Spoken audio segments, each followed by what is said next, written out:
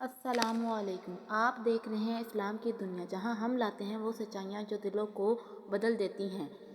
इस्लाम की तारीख में कुछ वाक़यात ऐसे हैं जो सिर्फ कहानियाँ नहीं बल्कि ईमान की बुनियाद हैं। आइए शुरू करते हैं आज का ईमान अफरोज़ वाक़या।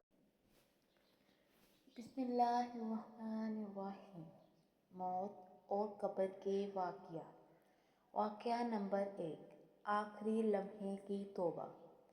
एक शख्स पूरी ज़िंदगी दुनिया में मशगूल रहा।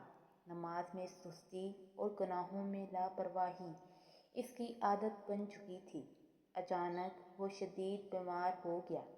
जब इसे महसूस हुआ कि अब वापसी का वक्त करीब है, तो इसकी आंखों से आंसू बहने लगे।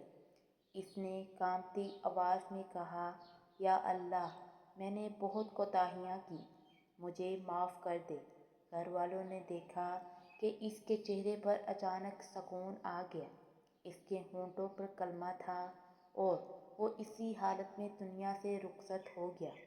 उलमा फरमाते हैं कि सच्ची तौबा इंसान के आखिरी लम्हों को भी नूर से भर सकती है, जैसा कि हज़रत मोहम्मद सल्लल्लाहु अलैहि वसल्लम ने फरमाया कि अल्लाह अपने बंदे की तौबा से खुश होता है, चाहे वो आखिरी वक्त में ही क्यों ना हो।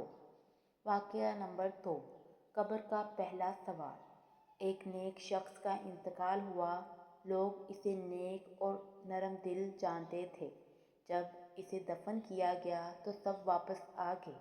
रवायतों में आता है कि कब्र में फरिश्ते सवाल करते हैं, तुम्हारा रब कौन है, तुम्हारा दीन क्या है और तुम्हारे नबी कौन है। नेक शख्स इत्मीनान से जवाब देता है और इसकी कब्र कुशादा कर दी जाती है। जन्नत की खिड़की खोल दी जाती है और खुशबू आने लगती है।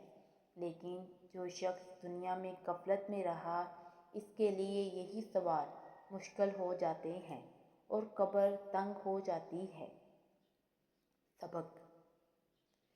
मौत अचानक आती है और कब्र आखिरत की पहली मंजिल है। असल कामयाबी ये है कि इंसान दुनिया में ऐसे अमाल करे जो कब्र में इसका साथ दे। नमाज, रोज़ा,